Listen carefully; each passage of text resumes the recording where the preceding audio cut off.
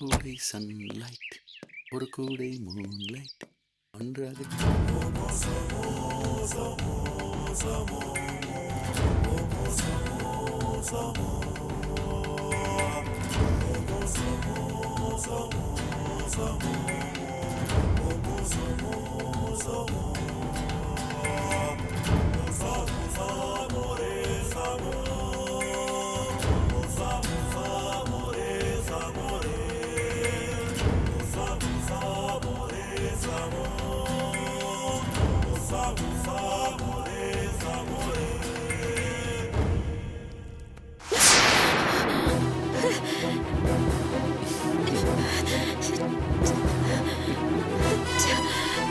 ஏய் ஏய் ஷையா. என்ன துளசி, என்னாச்சு? ஏன் ஒரு மாதிரியா வர? துளசி, என்னாச்சுமா? ஏன் இப்படி ஓடியார? என்னாச்சுமா?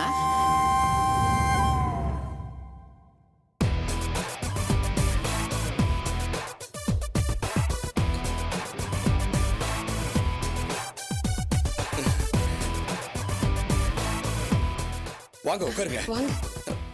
மாப்பிள்ள. துளசி, பயந்துட்டியா? நான் தான் வந்துட்டேன்ல, ஏன் பயப்படுற? என்ன பாட்டி, எப்படி இருக்கீங்க? இன்னும் அந்த பழைய கண்ணாடி மாத்தவே இல்லை போல இருக்க. இந்த வீட்டுக்கு வர்ற மூஞ்சுங்களை பாக்குறதுக்கு இந்த கண்ணாடியே போதும். பாட்டிக்கு இந்த வயசுல நக்கல் போகவே இல்லை. பழைய காலத்து ஆளுங்க அப்படித்தான் இருப்பாங்க. துளசி, இந்த தாவணி கழட்டு. உனக்காக 3 செட்டு சுடிதார் புதுசா வாங்கிட்டு வந்திருக்கேன். இனிமே நீ இதை தான் போடணும். சாயம் போன தாவணிலாம் வேண்டாம். இந்த யோசிக்காத. உனக்காக நானே கடைக்கு போய் செலக்ட் பண்ணி வாங்கிட்டு வந்திருக்கேன். வெரி காஸ்ட்லி யார். அம்மா துளசி, வாங்கிக்கம்மா. மாப்பிள்ள உனக்காக ஆசையா வாங்கிட்டு வந்திருக்காருல்ல. நான் அதெல்லாம் போடுறது இல்லப்பா. இனிமேல் போட்டுக்க. முத்து மாணிக்கத்துக்கு பொண்ணா இருந்த வரைக்கும் பாவாடை தாவணி ஓகே. இனிமே நீ வேலாயத்துக்கு பொண்டாட்டியா ஆக போற. அதுக்கேற்ற மாதிரி மாறிக்க வேண்டாமா?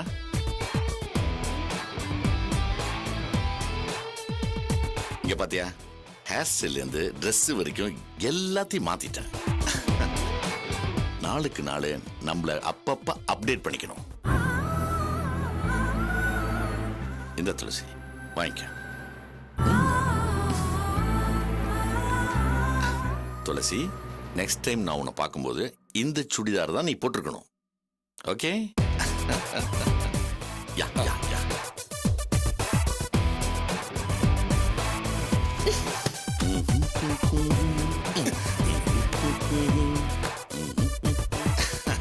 என்ன முத்துமாணிக்கம் அப்படி பாக்குற?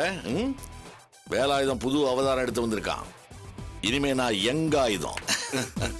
இன்னைக்கு போய் டியூட்டியில ஜாயின் பண்ணிட்டேன். மாலை பேண்டு வாத்தியம் அது இதுன்னு பசங்க சும்மா அமக்கலப்படுத்திட்டாங்க.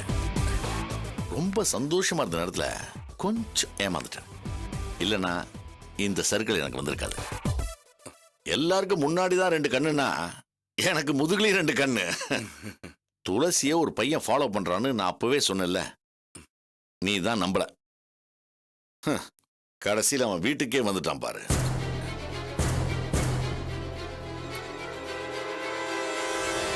அந்த தமிழரசு நம்ம வீட்டுக்கு வந்து பொண்ணு கெட்டு போனது மாப்பிள்ளைக்கு தெரிஞ்சிருச்சு போல இருக்கு. என்னையா ஏதோ யோசனையில் இருக்கிற மாதிரி இருக்கு? மாப்பிள்ள, அந்த தமிழரசு வீட்டுக்கு வந்து பொண்ணு கேட்டது உண்மைதான். ஆனா துளசிக்கும் அந்த பையனுக்கும் எந்த சம்பந்தமும் இல்ல. யோ, என்னையா புது கதையா சொல்ற? இது எப்ப நடந்தது?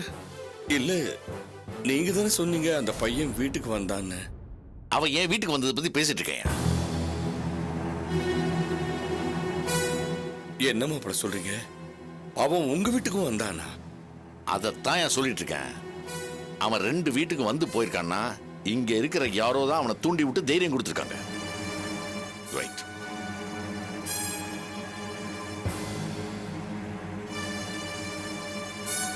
துளசி, நீ தான் அந்த தமிழரச பொண்ணு கேட்டு வரச்சுனையா? சொல்லு, உன்னதான் கேட்குறேன்.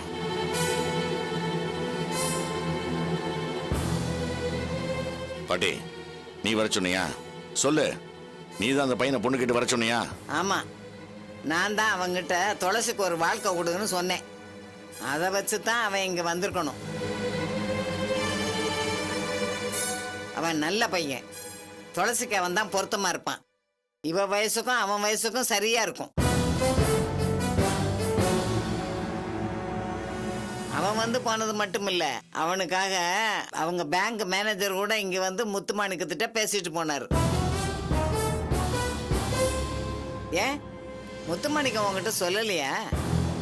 யோ, என்னையா அந்த பையனோட மேனேஜர் கூட இங்க வந்து பொண்ணு கேட்டானமே, ஏன் என்கிட்ட சொல்லல? ஏன் ஆளுக்கு இந்த வீட்டை மேரேஜ் மேட்சிங் சென்டரை மாத்திட்டு இருக்கீங்களா? நான் கூட துளசிக்கிட்ட அந்த பையனை கட்டிக்கிட்டா உன் வாழ்க்கை நல்லா இருக்கும்னு எத்தனையோ முறை சொல்லி பார்த்துட்டேன். அவ தான் எங்க அப்பா பேச்ச மீறி நடக்க மாட்டேன்னு இங்க உட்காந்துருக்குறான். இந்த வீட்டுல தான் எந்த நல்லதும் நடக்க விட மாட்டாங்களே. யோ, என்ன அது? இன்னும் என்னென்ன விஷயத்தை என்கிட்ட சொல்ல மூடி மறைச்சு வச்சிருக்க? மாப்பிள்ள, தமிழரசும் அவங்க மேனேஜரும் வீட்டுக்கு வந்து பொண்ணு கேட்டது உண்மைதான். ஆனா தமிழரசு வீட்டுக்கு வந்த மறுநாள் துளசி அவங்க ஆபீஸுக்கு போய், உனக்கு எனக்கு ஏதாவது சம்மந்தம் இருக்கா, நீ எதுக்காக என் வீட்டுக்கு வந்து பொண்ணு கேட்டேன்னு அவகிட்ட சண்டை போட்டா. நானும் கூட போயிருந்தேன்.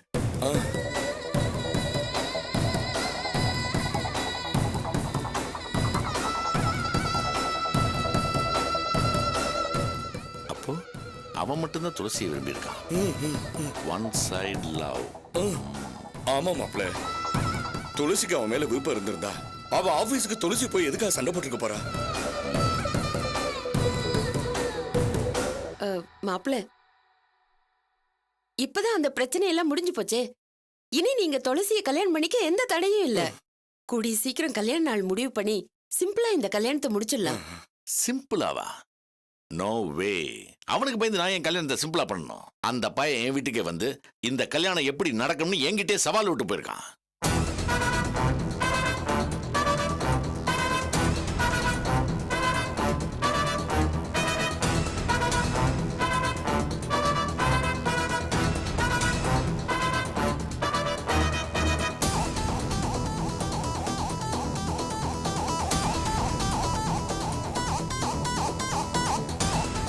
அவனுக்காகவே இந்த கல்யாணத்தை கிராண்டா பெரிய கல்யாண மண்டபத்தில் பண்ண போறேன்.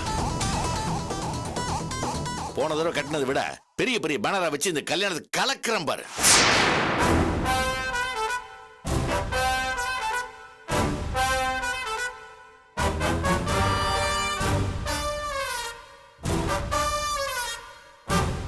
முத்துமாணிக்கம், நாளைக்கு நீங்க 2 பேரும் என் வீட்டுக்கு போய் எங்க அக்காவை பார்த்து அக்கா கிட்ட பேசி கல்யாண தேதியை முடிவு பண்றீங்க.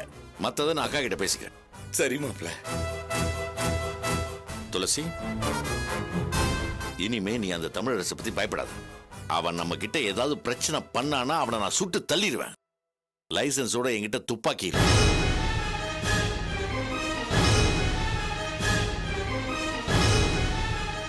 இந்த வேலாயுதம் யாருன்னு தெரியாம என்கிட்ட மோதிட்டான். பாவம், இனிமே அவன் ஏதாவது பிரச்சனை பண்ணானா அவன் ஆயுசு முடிய போகுதுன்னு அர்த்தம். நான் கிளம்புறேன். துளசி, நீ யாரையும் நினைச்சு பயப்படாத. அவன் மறுபடியும் உங்ககிட்ட வந்து ஏதாவது வம்பு பண்ணானா எனக்கு ஃபோன் பண்ணி சொல்லு, நான் பார்த்துக்கிறேன்.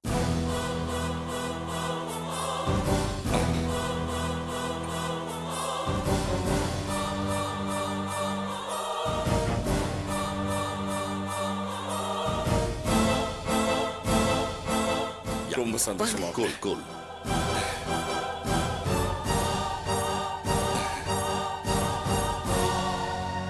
இதாங்க சரியான நேரம். மாப்பிள்ளையே நம்ம வீடு தேடி வந்திருக்காரு. இந்த வாய்ப்பை நம்ம விட்டுற கூடாதுங்க. நாளைக்கு நம்ம அவங்க வீட்டுக்கு போய் கல்யாண நாளை முடிவு பண்ணிட்டு அப்படியே நம்ம மோகனோட படிப்புக்கு பணத்தையும் கேட்டு பாப்போம். அவர் துளசிய கூடிய சீக்கிரம் கல்யாணம் பண்ணணுங்கிற முடிவுல இருக்காரு. மாப்பிள்ள துளசி மேல இருக்கிற மயக்கத்துல கண்டிப்பா நமக்கு பணத்தை கொடுத்துருவாருங்க.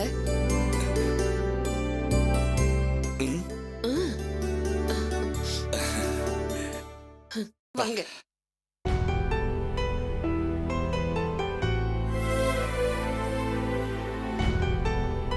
என்ன துளசி யோசிக்கிற? அந்த பையன் வேலாயுதம் வீட்டுக்கே போய் பேசியிருக்கான்னா உண்மையிலேயே அவன் உன் மேல பாசமா தான் இருக்கான். நீ தான் அவனை புரிஞ்சுக்கல. இப்ப கூட சொல்லு, நான் போய் அவங்கிட்ட பேசுறேன், நீ ஊன்னு ஒரு வார்த்தை சொல்லு. என்ன சொல்ற? நீ சும்மா இரு பாட்டி. இந்த கல்யாணத்தை நிறுத்தி என் வாழ்க்கையை காப்பாத்தணும்னு நினைச்ச தீபாவை இப்ப இந்த ஊரை விட்டு போற நிலைமைக்கே கொண்டு வந்துட்டாங்க. வேலை ஏதோ சொன்னதை கவனிச்சே இல்லையா? லைசன்ஸோட துப்பாக்கி வச்சிருக்கேன், அவன் ஏதாவது பிரச்சனை பண்ணா சுட்டு தள்ளிடுவேன்னு சொன்னாரு. அதை நீ கேக்கலையா? என்னை காப்பாத்துறது மத்தவங்களுக்கு ஆபத்துல முடியுது பாட்டி. என் கஷ்டம் என்னோடவே இருந்துட்டு போட்டும்.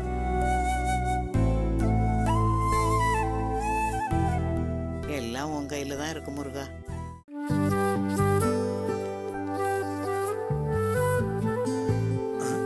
டேய், நான் சீரியஸா உட்காந்து முருகேசன் கணக்கெல்லாம் பாத்துக்கிட்டு இருக்கேன். நீ பாட்டுக்கு மசாலா வடை தின்னுக்கிட்டு இருக்க. நான் என்ன சார் பண்றது? மசாலோட எதிரில் வச்சா சாப்பிடாம இருக்க முடியுமா? நீங்க வேற ஊரை விட்டு போறீங்க. நீங்க போனதுக்கு அப்புறமா இந்த மசாலோடைய பார்க்கும்போது உங்களை தான் நினைச்சுப்பேன். மசாலா வடையை பார்க்கும் போதாவது என் நினப்பு உனக்கு வருது. எங்க ஊர்ல எலிய பிடிக்க தான் எலி பொரியில மசாலா வடையை வைப்பாங்க.